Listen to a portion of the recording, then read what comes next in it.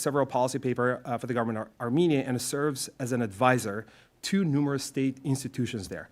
And finally, we have Dr. Jennifer Wistrand, who until recently was the deputy director of the Kennan Institute. She holds an MA and PhD in anthropology from Washington University in St. Louis. Her areas of expertise are migration and forced displacement in the Caucasus and Central Asia, and development approaches to managing migration and forced displacement.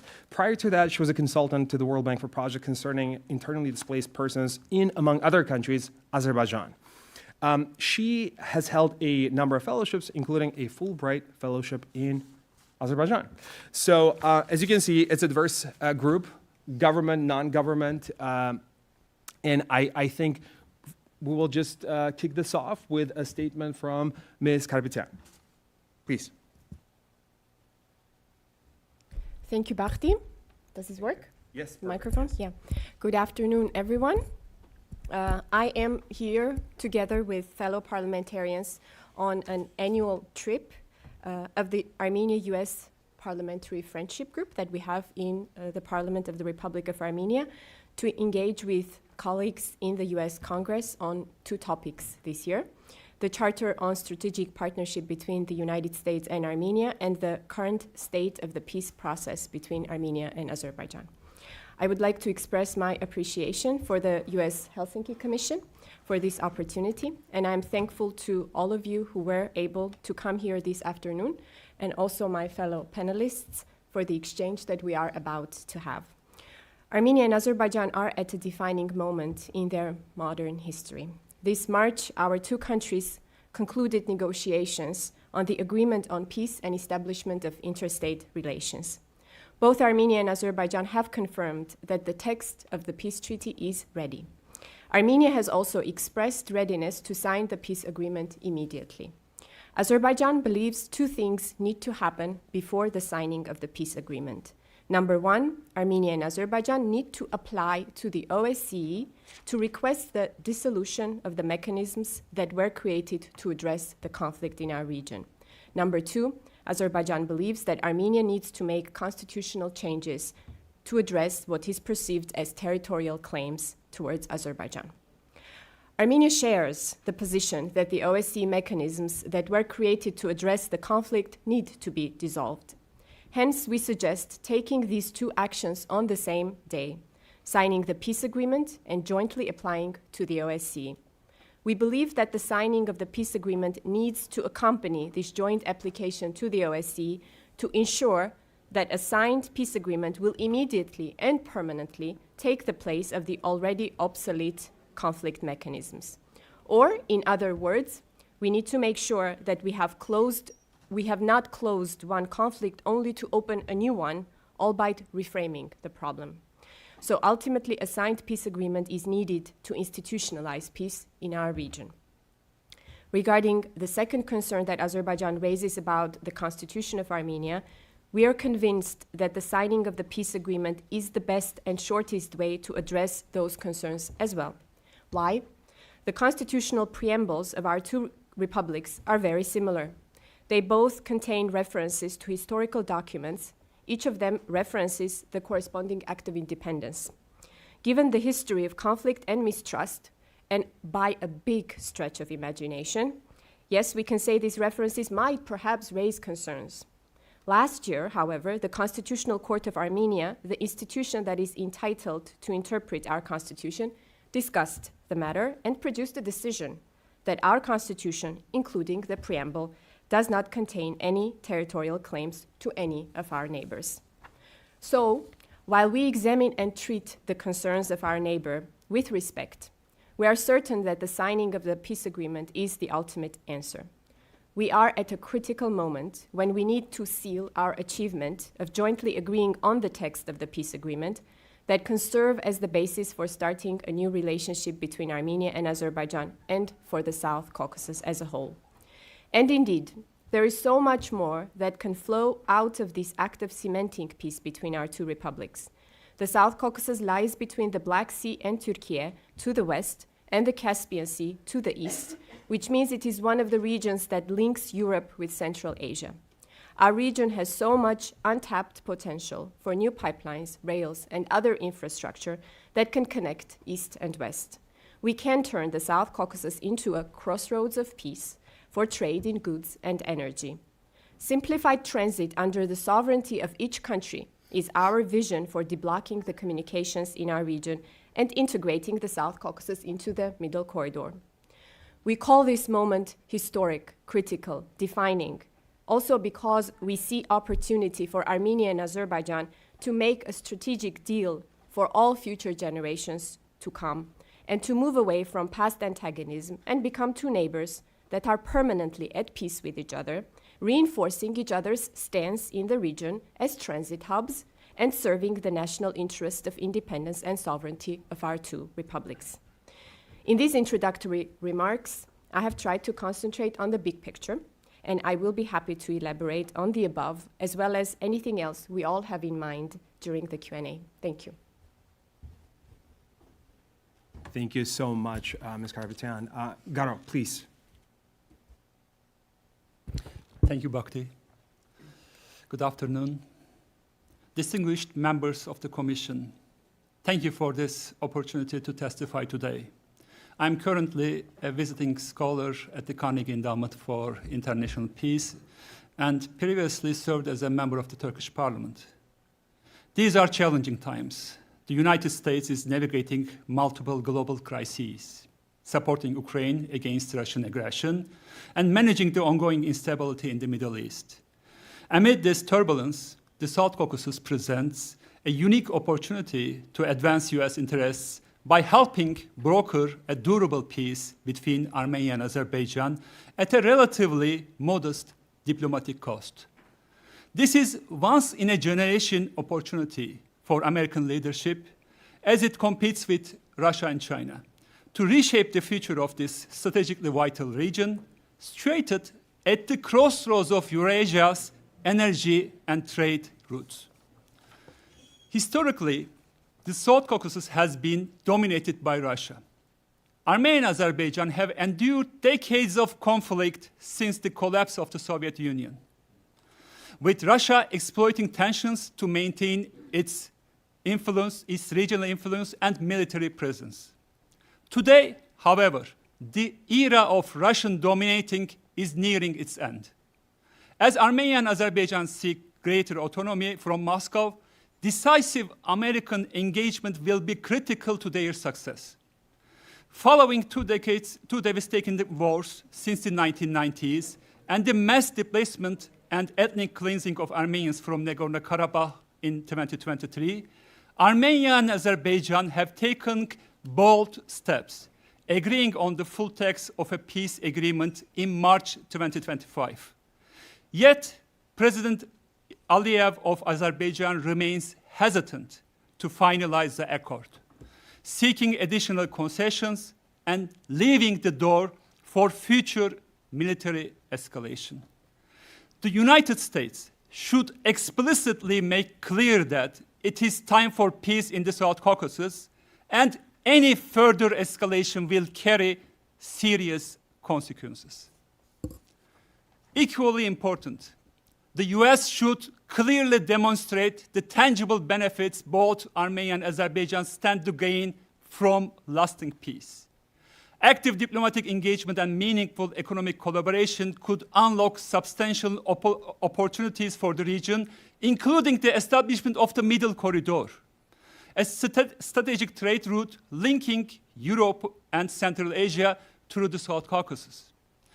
This initiative would foster economic growth, facilitate energy flows, and secure Western access to the critical rare earth resources in the Central Asia, all bypassing Russian influence. Turkey's role is essential. My country, Turkey's role is very essential. Ankara officially supports peace between Armenia and Azerbaijan and recognizes the region's strategic significance. Yet, Turkey has hesitated to exert sufficient pressure on its ally, President Aliyev. Although Prime Minister Pashinyan's recent meeting with Erdogan in Istanbul was historic, establishing formal diplomatic relations and opening the Turkish-Armenian border remain unresolved.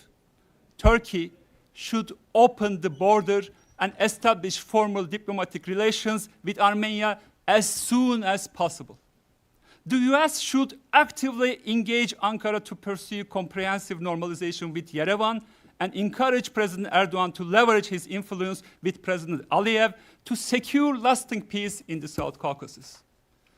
In this context, deepening the US-Armenia strategic partnership is crucial. Enhanced bilateral ties, economic collaboration, and security cooperation with Yerevan will stabilize the region, strengthen democratic governance, and counterbalance pressures from adversarial powers. President Trump is uniquely positioned to personally engage with President Aliyev and Prime Minister Pashinyan, urging them to seize this historic moment to achieve peace. Essential elements for lasting peace should include the immediate release of Armenian political prisoners, which the US can facilitate through diplomatic leverage. Allow me to close on a personal note, Mr. Chairman. As an Armenian from Turkey who served in the Turkish parliament for 9 years, I have actively worked and struggled for reconciliation among Armenians, Turks, and Azeris. I deeply understand the devastating costs of the absence of peace in both the recent and more distant past.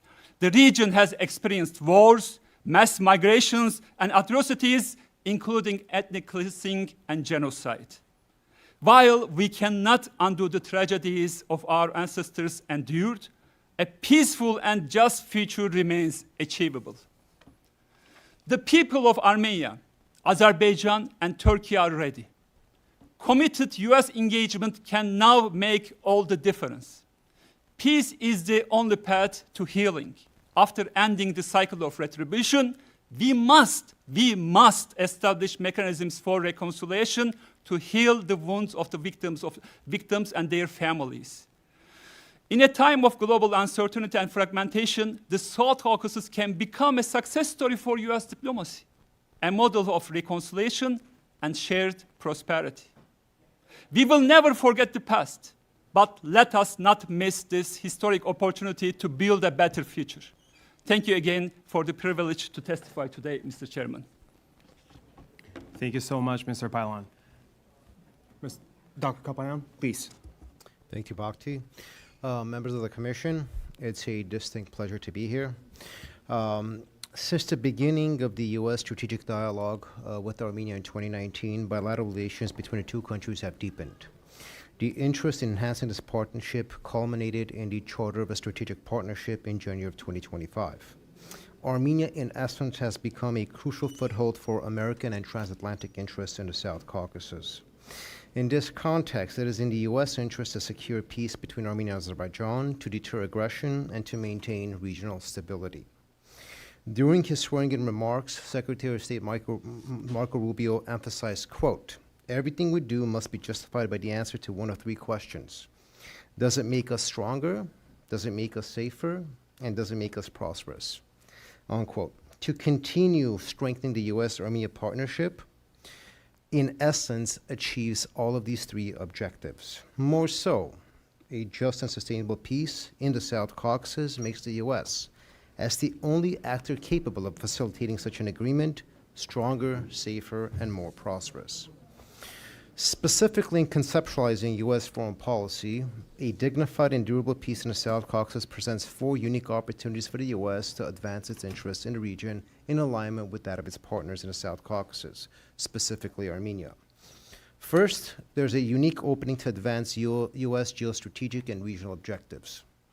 Second, circumstances to demonstrate the effectiveness and growing strength of U.S. soft power.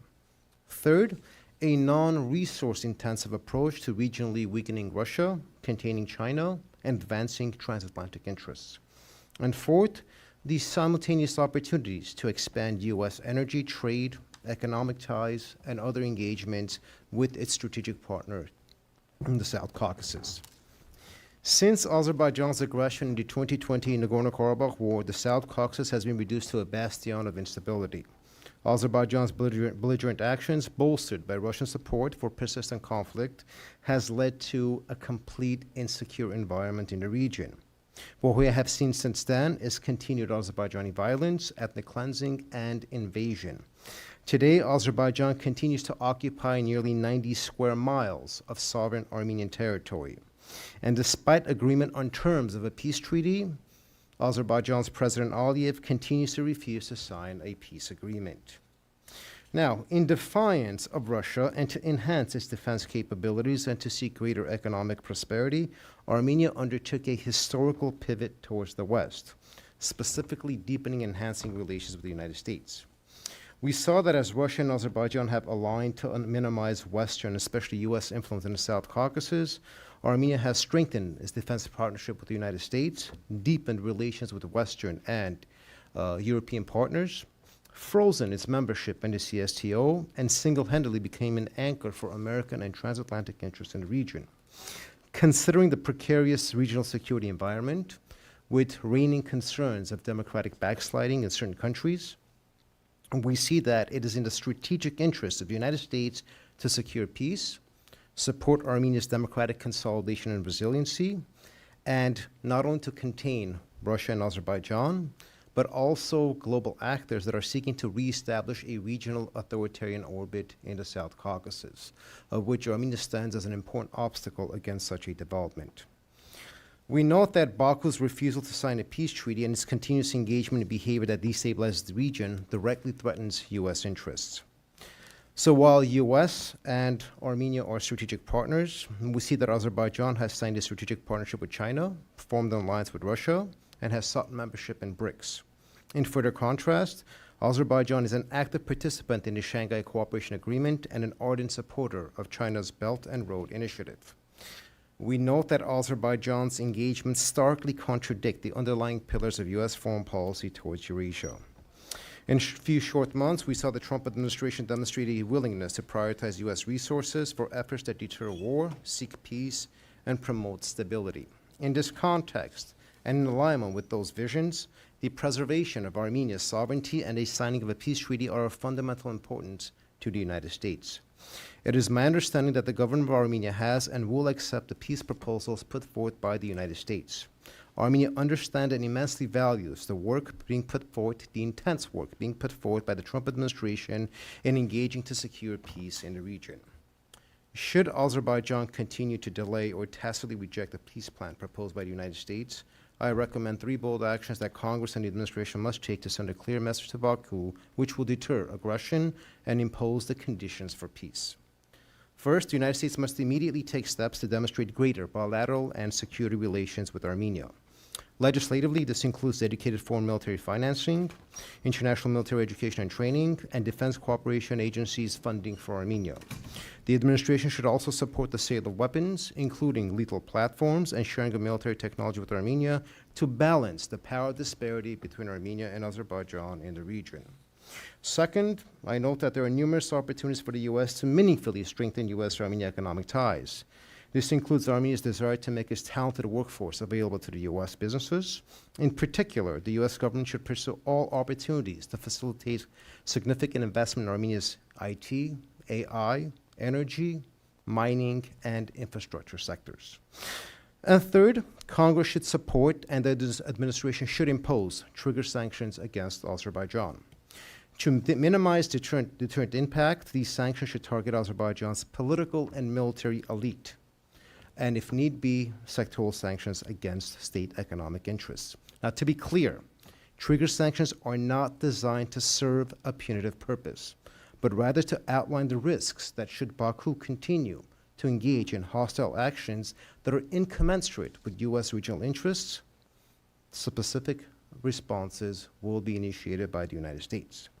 Furthermore, trigger sanctions can also serve as a useful tool in addressing Aliyev's long track record of reneging on post-commitments with respect to peace. In conclusion, the United States cannot condone unconstructive behavior by states that believe they can get away with their behavior or act with impunity. Azerbaijan must be convinced there will be consequences for behavior that impedes U.S. interests in the region. Until the Aliyev regime's actions demonstrate a genuine commitment to peace and non-aggression, Armenia unequivocally remains the United States' strongest and most constructive partner in achieving peace, stability, and interconnectivity in the region. Thank you. Thank you so much, Dr. Kapanan. Dr. Wistrand? Thank you, Bhakti. Dear members of the Commission, thank you for the invitation to appear before you today to discuss matters related to the normalization of relations between Azerbaijan and Armenia. In my opening statement, I will briefly outline some points that I believe are important. I will be happy to go into more detail about these points, as well as other points that are of interest to you during the question and answer session that follows. Before I continue, I'd like to make a brief comment about my affiliation, which Bhakti mentioned. I will no longer have my affiliation after Friday because the executive branch of the United States government decided to dismantle the Woodrow Wilson International Center for Scholars, of which the Kennan Institute was a part, by way of an executive order it issued in March and a visit to the Wilson Center by the Department of Government Efficiency, or DOGE, in April. The Wilson Center was established by an act of Congress in 1968 to provide academically informed, nonpartisan analyses of policy-relevant issues, such as that which we are gathered to discuss today. Since Azerbaijan's September 2023 military offensive in Nagorno-Karabakh, which resulted in the de facto government of the breakaway region surrendering to Azerbaijan, Azerbaijan's and Armenia's leaders, President Ilham Aliyev of Azerbaijan and Prime Minister Nikol Pashinyan of Armenia, have been seriously discussing the conditions necessary to establish a durable peace between their two states. In March, the two leaders announced that they had finalized the text of a peace agreement. However, they have not yet decided when or where the agreement should be signed. This is likely because there are still some outstanding issues that need to be addressed. Specifically, Azerbaijan would like Armenia to amend its constitution to remove references to its territorial claims over Nagorno-Karabakh. It would also like the OSCE's Minsk group to be formally dissolved. Between 1992 and 2022, representatives from the Minsk group, which was co-chaired by the United States, France, and Russia, regularly met with their Azerbaijani and Armenian counterparts in an effort to mediate the two parties' grievances. The Minsk group's successes, however, were limited. For example, the entity that succeeded in brokering the ceasefire between Azerbaijan and Armenia in November 2020 was not the Minsk group, but Russia. Since 2022, the European Union has attempted to fill the role of the Minsk group. However, its successes, like the Minsk groups, have been limited. It has been suggested that Azerbaijan should accept the tenets of the peace agreement sooner rather than later, i.e., agree to sign the agreement without the above-mentioned conditions having been fully met. Peace agreements require trust, and trust requires respect. Since the conclusion of the 1992-1994 war between Azerbaijan and Armenia, which resulted in Armenia taking control of Nagorno-Karabakh and parts of 7 adjacent Azerbaijani regions, which represented around 14% of Azerbaijan's territory, and which produced over 500,000 Azerbaijani internally displaced persons, Azerbaijan has felt humiliated that its land was occupied and its people were displaced, while the international community did little from its perspective to resolve the situation. It is understandable and reasonable for Azerbaijan to want Armenia to amend its constitution to remove references to territorial claims over Nagorno-Karabakh. The United States wants to gain the trust of Azerbaijan. It will respect it by showing support for this condition. At the same time, if the United States wants to gain the trust of Armenia, it will communicate that it hopes the following points are addressed in the peace agreement. 1, mutual recognition of all territorial boundaries between Azerbaijan and Armenia. 2, support for Armenians who left Nagorno-Karabakh as refugees following the September 2023 military offensive who would like to integrate into Armenia. 3, protections for Armenians who would like to return to Nagorno-Karabakh, i.e. cultural rights. 4, protection of Armenian cultural heritage sites in Nagorno-Karabakh.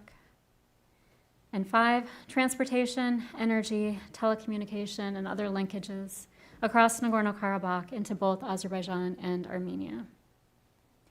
Armenia and Turkey are currently having historic discussions about normalization of relations. If Armenia were to have good relations and open borders with Azerbaijan and Turkey, it would feel less pressure to seek security and other assurances from Russia and Iran. This would be good for Armenia, good for the South Caucasus, and good for the United States. Building on my last point, the South Caucasus countries of Azerbaijan, Armenia, and Georgia are in the process of profoundly reevaluating their alliances. Since the breakup of the Soviet Union in 1991, Georgia has been staunchly pro-West and anti-Russia. In recent years, however, Georgia's government has been perceived to be increasingly under the influence of Russia. For example, in 2024, the government passed a controversial, quote, foreign agent law, which was modeled after similar legislation Russia passed more than a decade ago, which purports to be used to monitor foreign influence, but which has instead been observed to be used to silence dissent and marginalize, if not outright criminalize, members of minority groups. While Georgia's relations with Russia have warmed in recent years, Armenia's have done the opposite. Historically, Armenia and Russia were closely aligned. The largest Armenian diaspora is in Russia. Armenia was the third most popular destination for Russian nationals fleeing Russia in 2022 and 2023. Russia has a military base in Armenia. Armenia has relied on Russia for military equipment. And until 2024, Armenia and Russia were bound by the Collective Security Treaty Organization, or the CSTO. The CSTO was established in 2002. It's composed of Russia, Belarus, Armenia, Kazakhstan, Kyrgyzstan, and Tajikistan. Article 4 of the CSTO is similar to Article 5 of NATO, where an attack against one member of the alliance is an attack against all. Following the Russian military's failure to intervene in Azerbaijan's September 2023 military offensive in Nagorno-Karabakh, however, which followed on Russian peacekeepers' failure to intervene in a 9-month Azerbaijani blockade of Nagorno-Karabakh, Armenia announced a plan to withdraw from the CSTO and seek partnerships elsewhere, which it has done with the European Union and India. While Georgia has been drifting toward Russia and Armenia has been pulling away, Azerbaijan has been strengthening its ties across the wider region and its standing on the international stage. For example, Azerbaijan continues to buy military equipment from and share intelligence with Turkey, as well as Israel. In 2023, President Ilham Aliyev was invited to attend the 5th consultative meeting of the heads of state of Central Asia, the only outside head of state invited to do so. And in 2024, Azerbaijan hosted COP29, the United Nations Climate Change Conference. Conspicuously absent from Azerbaijan's, Armenia's, and Georgia's reconsidered alliances are strengthened ties with the United States. The peace agreement between Azerbaijan and Armenia presents an opportunity for the United States to demonstrate genuine support for both Azerbaijan and Armenia, and in so doing, begin to re-engage in an important region. Thank you. Thank you. Thank you so much. Members of the audience, hopefully you saw that we tried to put together a group that is going to give you an all-encompassing and a broad view and different, when I say different, complementary in many ways, views on what is going on with this peace deal and why it's so important. I think the key takeaway is this is a great opportunity for Armenia, for Azerbaijan, for the region, and for the United States. And I think everyone has talked about that. This is an opportunity for a win, for a diplomatic win for the United States, but also for much more tangible things. It's not just a news headline, but rather we're talking about trade, we're talking about energy, we're talking about expanded opportunities in the region for the United States as well. So I think in that sense, this conversation is very important. I'm going to open this up to questions to the members of our audience, but before we do that, I would like to acknowledge Congressman Harris, our commissioner, who's joined us over there. Thank you so much, sir. And I just wanted to ask if you, at any point you want to ask any questions or you have any statements, please do so.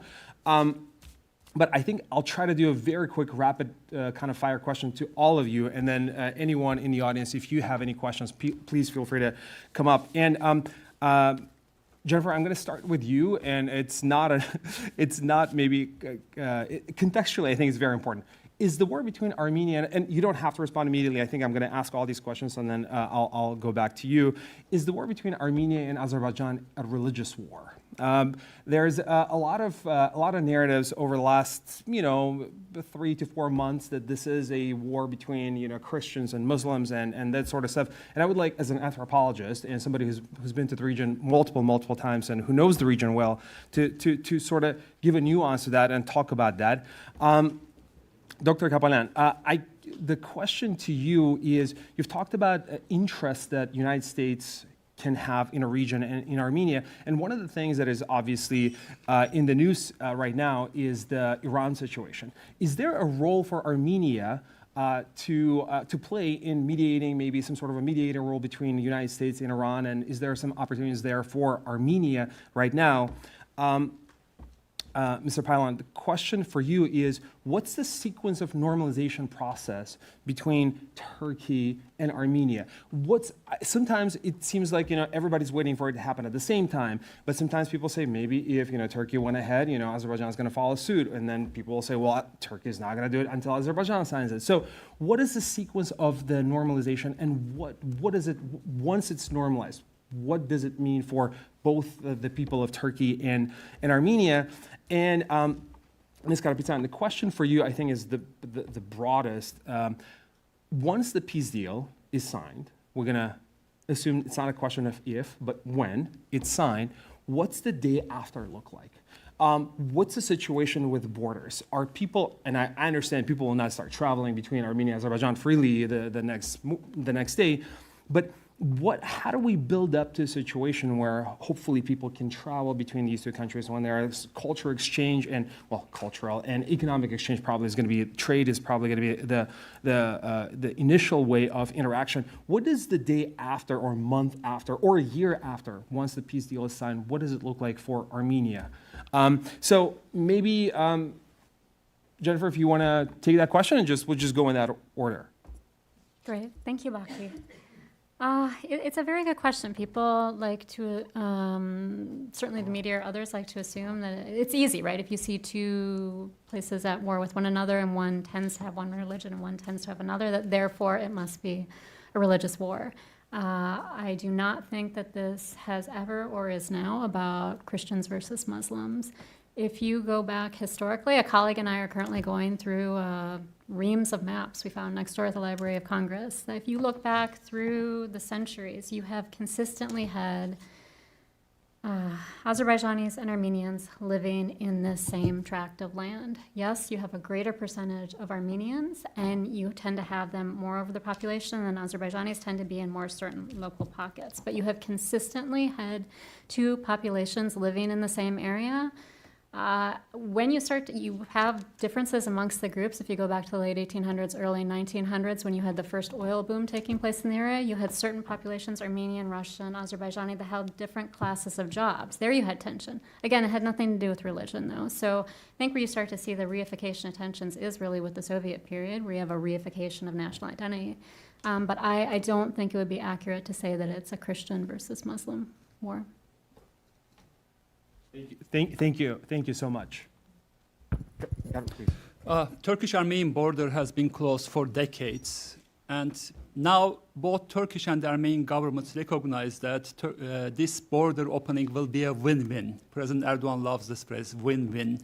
But unfortunately, there is a hurdle. President Aliyev of Azerbaijan doesn't want this border to be opened.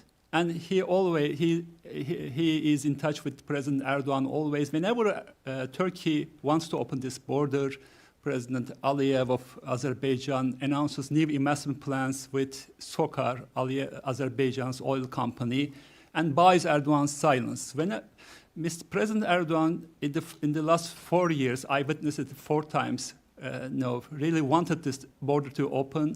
And he sent messages to the Biden administration, but he didn't see any credit. Now, President Erdogan is a transactional guy. Of course, he's benefiting from Azerbaijan with some billions of dollars. But he says, I'm just benefiting from Baku. I'm not getting any credit from Europe or United States, so why should I open this border? He sees this border opening as a bargaining chip. And this is going to be a real win-win because Turkey's eastern part is so much underdeveloped. And Armenia has a huge potential. and this is going to be a lifeline for Armenia. And Armenian government recognizes that this is going to be a breakthrough for Armenia because Armenia is so much dependent on Russia. When it comes to grain, it is 97%. When it comes to energy, it is 70, 80%. So Armenia wants to diversify its economy, and this is going to be a real breakthrough. But for this, US and the EU needs to recognize President Erdogan. If Turkey-Armenia border opens, I guess it's going to be easier for President Aliyev to sign the peace deal. Excellent. Thank you. Dr. Kapalan? Thank you, Bhakti. Armenia's situation remains immensely complicated with respect to Iran, because we have to understand the fact that Armenia is in a state of blockade surrounded by predatory neighbors. And so it's a question of basically within a domain of an existential threat to its economic survival and also to its capacity for regional functionality. Armenia's approach has been to the recent conflict, one of strategic ambiguity, because the intent has been not to immerse itself into an extraordinarily complex situation, but at the same time play a very constructive role in basically mitigating the fallout. To answer your question, indeed, Armenia is the only country in the South Caucasus that has exceptional relations with the United States and very good relations with Iran. And in that context, it does have the initial foundational basis to serve as a moderating platform. But the extent to which the two sides want to do that, and whether we could bring the negotiating platform from Qatar to the South Caucasus, Armenia would be the most opportune base. But when you have a region that is defined by persistent insecurity, an actor that is threatened by both sides, blockaded by both sides, has big chunks of its territory occupied, that in of itself makes it extremely vulnerable as a state. And so within that vulnerability, it basically diminishes a capacity to serve as a bridge for negotiations. But once those issues are addressed, Armenia becomes probably the only state in the Eurasian space that could actually mitigate the conflict between Iran and the West whenever it rises up. Excellent. Thank you so much. And Ms. Garpetian? Thank you. To remind the question, you asked me what the next day might what be does like. It look like? The peace deal is signed because we're working toward. Everyone is working toward it, and I think we have to acknowledge everyone who's doing it. But it's signed. Okay, everybody sigh of relief. But what does it look like in practice? I mean, between Azerbaijan and Armenia, are there going to be? I mean, are there going to be parliamentary exchanges? Are people going to be visiting each other? Is there some sort of a trade that can, naturally probably will bubble up? What does it look like? Again, when I say next day, it doesn't have to be the next day, but maybe, immediately after. Oh, I like your explorative optimism. I really want us to appreciate this moment, but that's what my wife says too. Let me take us for a moment to the importance of having a text that both Armenia and Azerbaijan said we are happy or comfortable or we can accept everything that's addressed in this document, and this is signable. So we agree that this perhaps doesn't address every single issue that has ever taken place back in history or that we might have sometime in the future, but this is the basics, and we've agreed to include this and nothing more. It is comfortable for both of us to sign this document. This is indeed historic, and we really need to put a lot of effort into achieving the moment when we will sign this document. And while being realistic means that we should not expect that the next day people will be able to travel to each other, this is the ultimate aim towards which we're working, because the title of this peace agreement is Agreement on Peace and Establishment of Interstate Relations. So we're talking about a full normalization in the future for us, and Armenia is resolute to move in this direction. The peace treaty not only has basic things that we all know of, mutual recognition of territorial integrity is already there, and that will put an end to any sort of speculation in the future. Or speculations today. But it also has articles which don't get to be talked often, also because they are very positive articles, such as that the two countries will collaborate on a range of issues, economic, cultural. So this peace treaty is closing the page of conflict, but it is also opening opportunities for both of our countries. So we do have a lot to do on the next day to make the future that our peoples have been dreaming about a possibility. Yeah. So yes, there will be a day when there will be parliamentary exchanges. There will be a day when people will be able to peacefully cross the border, which we are also working on delimiting and demarcating now. There will be a deblocking of communications to make all of this possible for a peaceful, prosperous future of the South Caucasus. And that's our aim. That's what we will be working towards. Thank you for giving such a thoughtful answer to my very unthoughtful question. But I genuinely appreciate it. I think that's right. The signing is the important part. Just as a quick follow-up, and then if anyone has any questions, please feel free to ask. Just some of the critics, some of the folks that we've met with here in the United States have said, what's the point of signing a peace deal with Azerbaijan when we know, and that's what they say, that they're not gonna honor it. So many times they would sign something and they would not honor it. And yet you're talking about the importance of literally agreeing on of certain conditions and signing that paper. What would be your response to people who say that agreement is not gonna be worth the paper that it's signed on? Your first question was very thoughtful. Your second excellent. question is very thoughtful. I'm an elected official. My people elected me to deliver a better future for my people. So while we're exiting this era of conflict, which gives a lot of ground for us to entertain mistrust and try to be on this verge of being realistic and suspicious of the future, my task is very clear. I was elected to work for a better future, so that is where I'm going to direct my energies towards.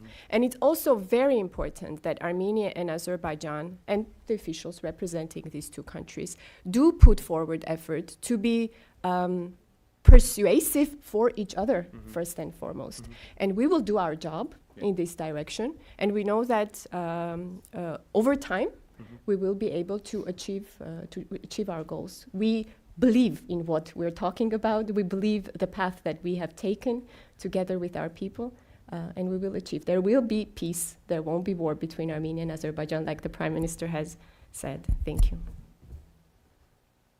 Thank you so much. We're probably going to make it, cut it out, clip it out, and just post it because people think that sometimes we're too optimistic. But I 100% agree, and I know that our commissioners agree in the sentiment. I would like to open it up to anyone in the audience. If anyone has any questions, please feel free to ask our distinguished panelists, witnesses on that.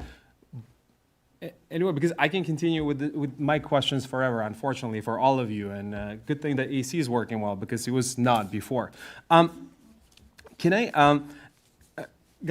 ask you a question about, I think in the news, one of the biggest things, last week was Prime Minister Pashinyan visit to Turkey. I mean, when we say historic, I know it's an overused word, but it truly was. What's your, I obviously saw some of your thinking, your tweets about what you thought, but for the members of the audience, could you share some of your thoughts about the visit, the importance, and sort of takeaways?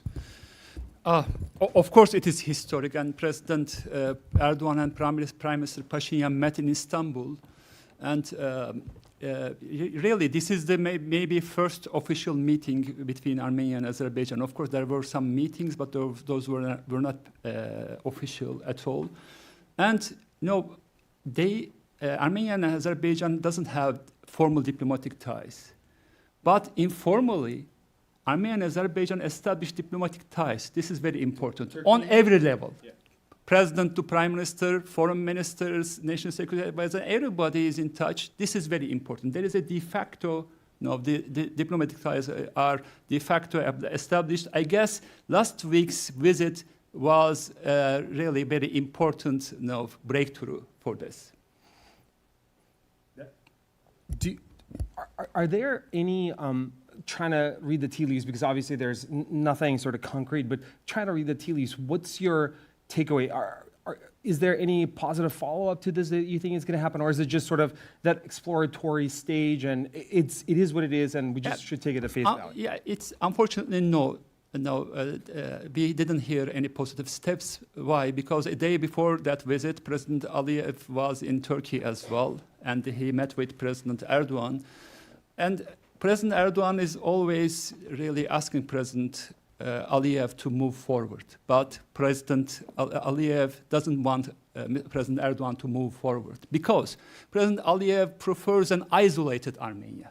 Because he believes if Turkey moves forward and opens the border, Armenian economy will boost, Armenia will be prosperous, and in 3 to 5 years or in 10 years, Armenia will be stronger than Azerbaijan.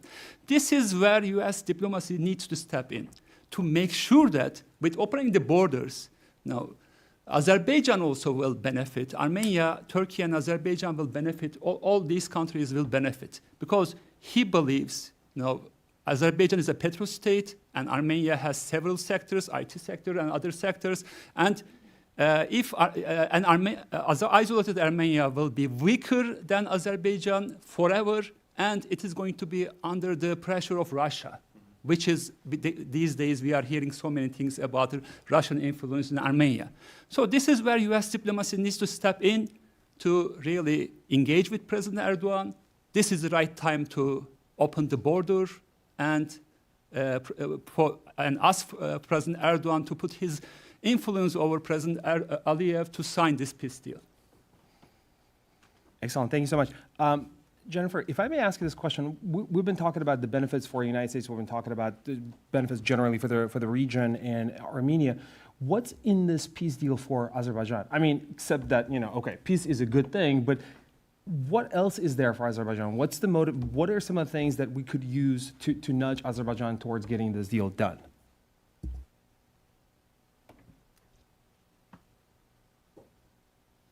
It's a really good question, and I want to circle back to Maria's comments, which I thought were really good, talking about, from the Armenian perspective, wanting to achieve a peace deal. I think there's that same feeling on the Azerbaijani side, and I think it's important. 2 points I would make. One, if you look at peace deals in general, it's not usually a one and done, right? I mean, look at the Good Friday Agreement. How many iterations, you have negotiated, where you can sometimes have to go back to ceasefire, then you get to a full, and then you sometimes have to go back. So I think one thing it would be important for people to assume this isn't going to be everything is accomplished by this. It's going to be an important, interstate dialogue is going to be established, but then we have to look at the fuller picture, right? It's not just about the two governments, it's actually about the people on the ground. And again, I would recommend going back to 98 and looking at the Good Friday Agreement. Like, it was one thing and it was a phenomenal agreement, right?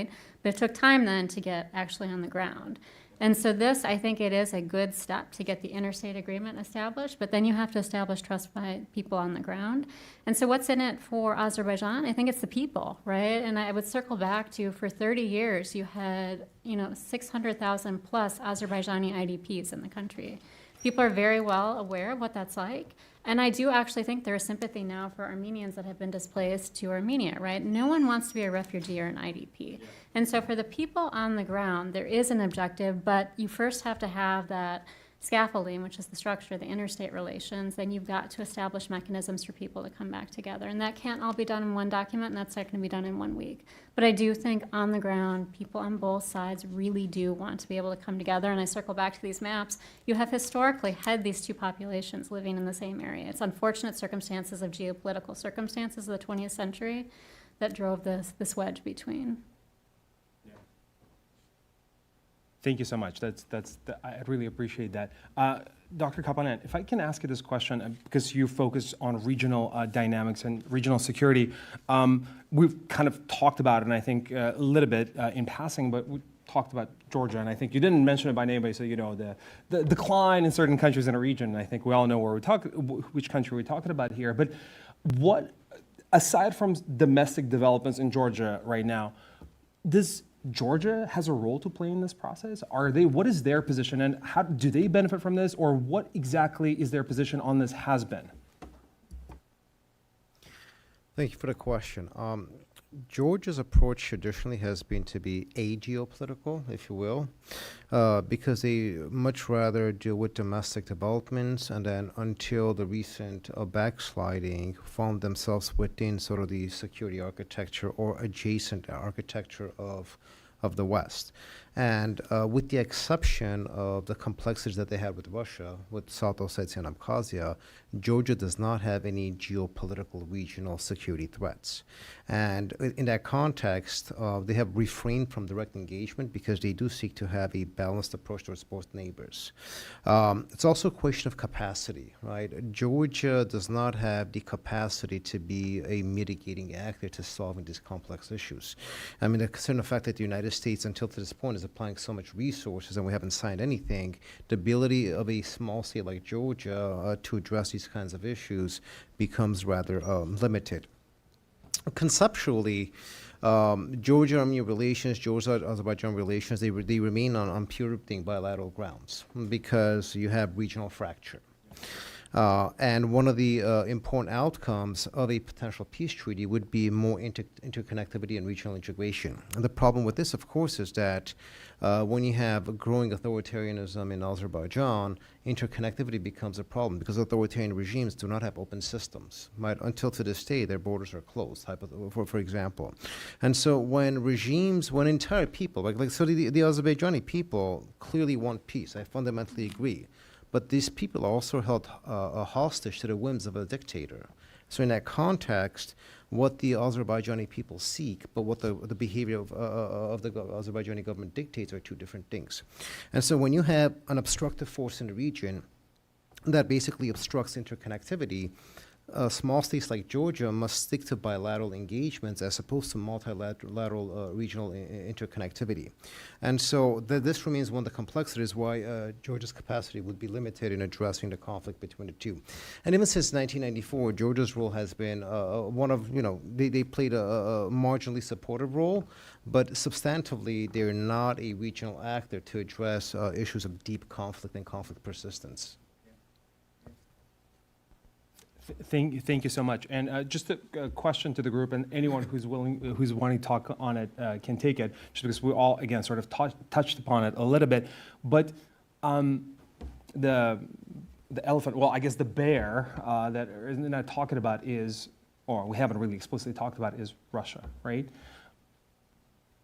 Fully understanding that there's a diminished role for, just objectively, Russia is currently playing in a region because it's for a lot of reasons. We're not going to get into it, but is Russia interested in a peace deal between Armenia and Azerbaijan? Because we keep talking about we're talking about the actors, but is Russia interested in this? And what is their role? What are they doing? Or are they just ambivalent? Or are they just sitting on the sidelines? Or they're somehow actually being a not a good actor? So.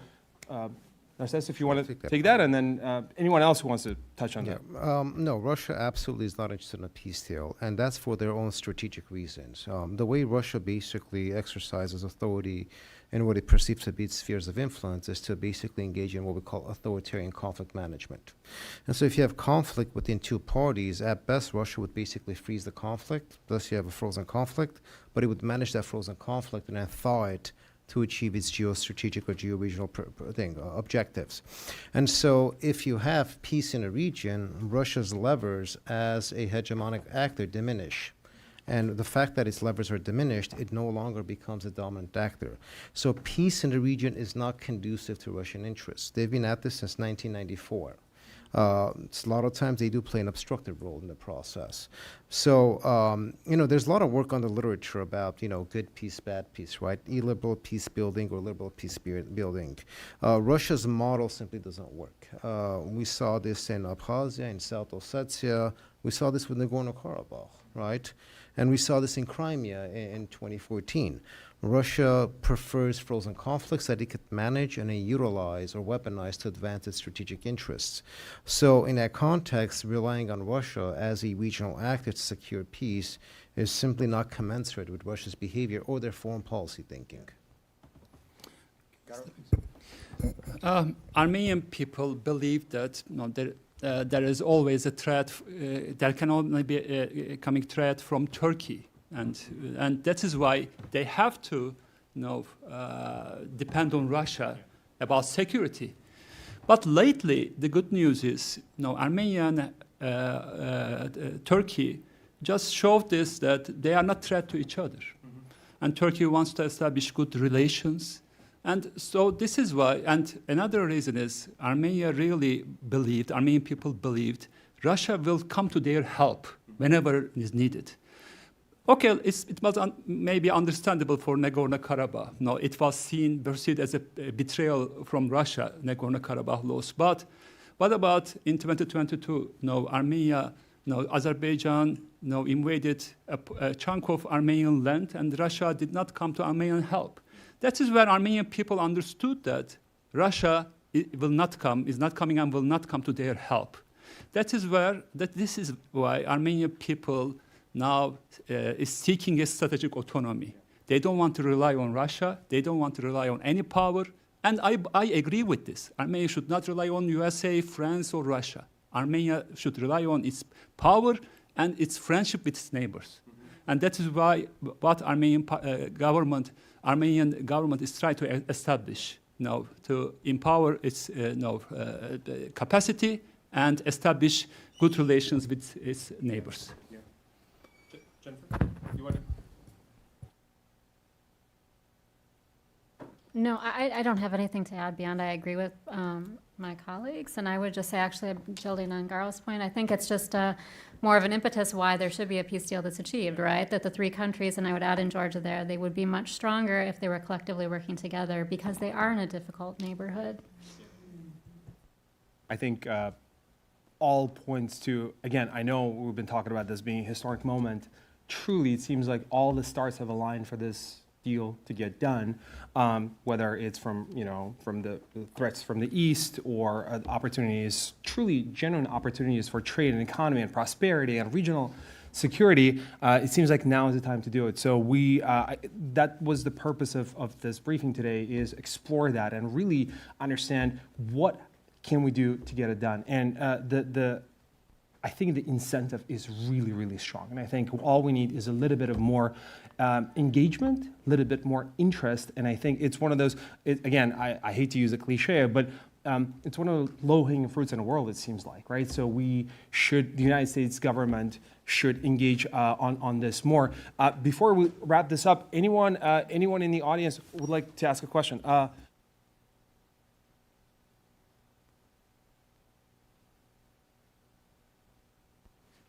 Hi, my name is Elizabeth, and I have a question for the witnesses. How can Armenia be expected to sign a peace deal with Azerbaijan while Azerbaijan, fuels Armenophobia, holds hostages in Baku, and occupies Armenian land and continues ceasefire violations, including firing on civilians in Siunik just a few days ago? Thank you for your question. Who would like to? That's a very good question. The understanding is that the objective of the peace treaty is basically going to address those issues. And so Armenia cannot, for example, it would be self-negating to say we are not going to sign a peace treaty even though we seek peace. And so the terms of the agreements are specifically designed to address all of the legitimate points that are being brought forth. And so if you have a peace treaty, then the shootings will stop, right? The occupation of Armenian territory cannot be sustainable, because if the peace treaty recognizes the borders of both countries, you can't be occupying Armenian territories, so on and so forth. And so I think looking at this sort of in an inverse way, the peace treaty is designed to address all the concerns that are being put forth. If we say we're not going to sign the peace treaty until these issues are addressed, that we are simply falling into Aliyev's trap, who is looking to find artificial obstacles to delay the process.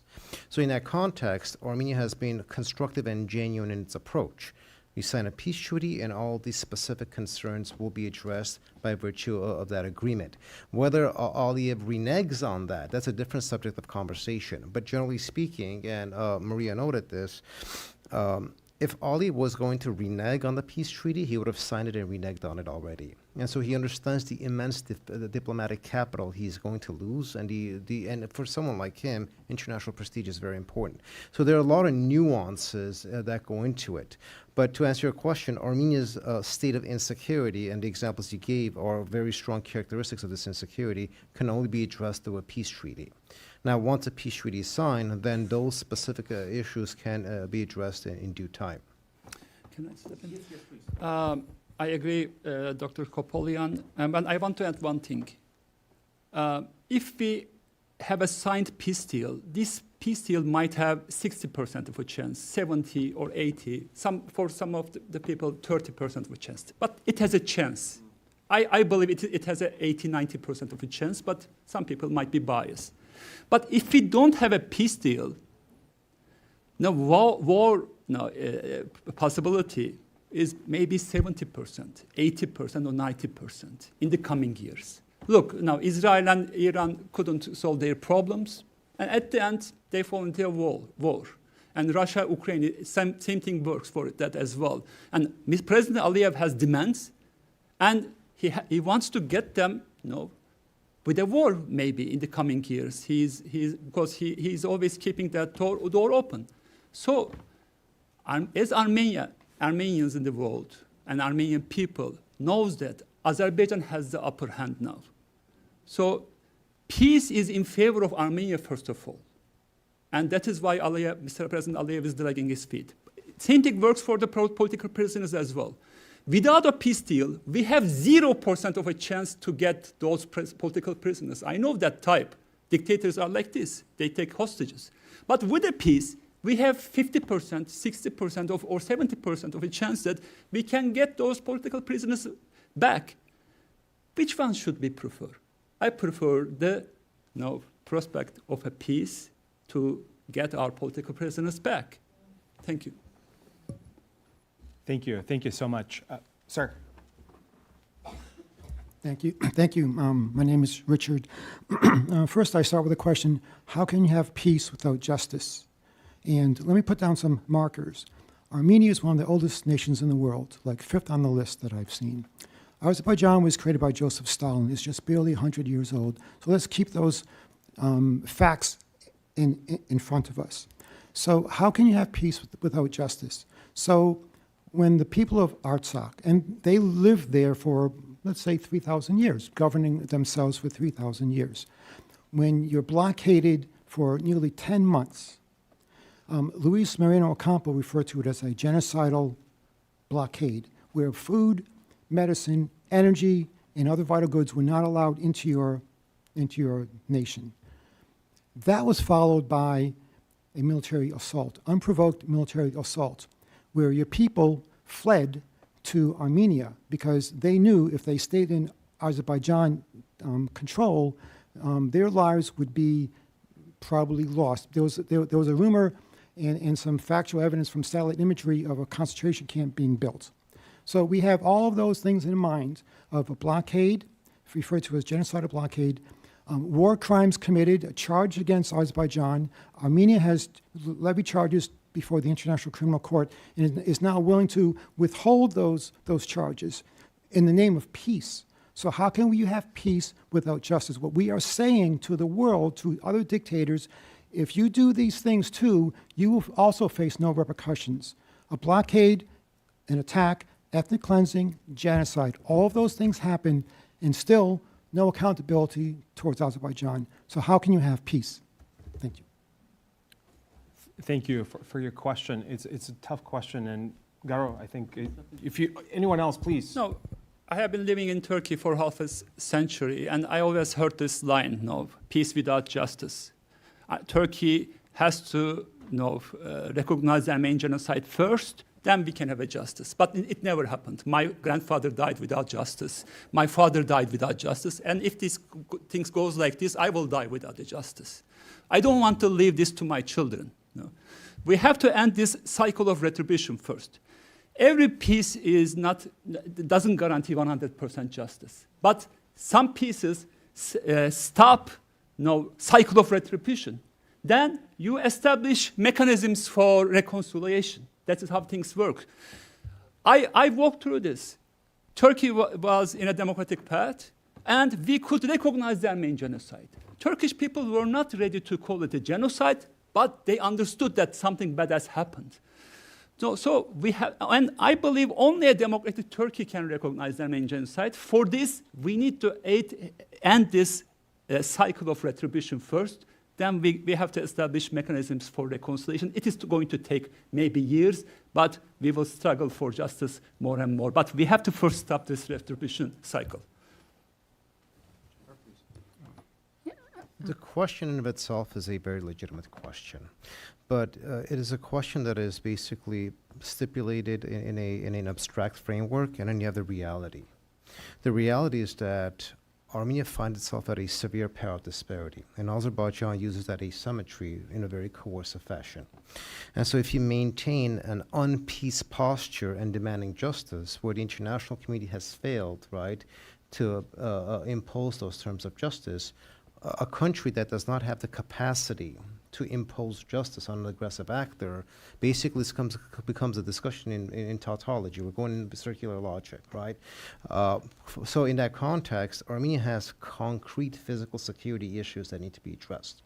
So peace is viewed through the lens of providing stability, normalizing relations, right? Addressing the security dilemma. And after that, as Scholar noted, we could then start talking about elements of justice. But if the position is going to be we are not going to go down the path of peace because we demand justice, one could demand it all at once. But what are the mechanisms of achieving it? Because the international community is not giving it to you. You spoke of the blockade of Nagorno-Karabakh, of Artsakh, very legitimate example. The United Nations Security Council was not even able to pass a resolution condemning that. And so if there are no international mechanisms to bring peace, to bring justice, and so Armenia's preferred option is to establish peace, right, to address the power asymmetry, to bring stability and functionality to the region, that is going to be the concrete step of action. And then assessments of peace, whether it's at the abstract level, at the legal level, those have to come later, right? But in the position and the way things exist, we cannot pose abstract questions when we have concrete problems on the ground that still need to be resolved.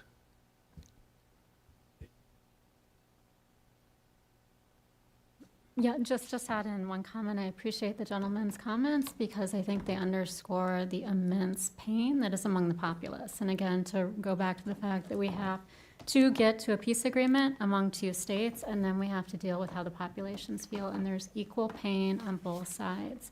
You have historically had two populations living in this area. Prior to the past 100 years, you did not have the atrocities that we've seen.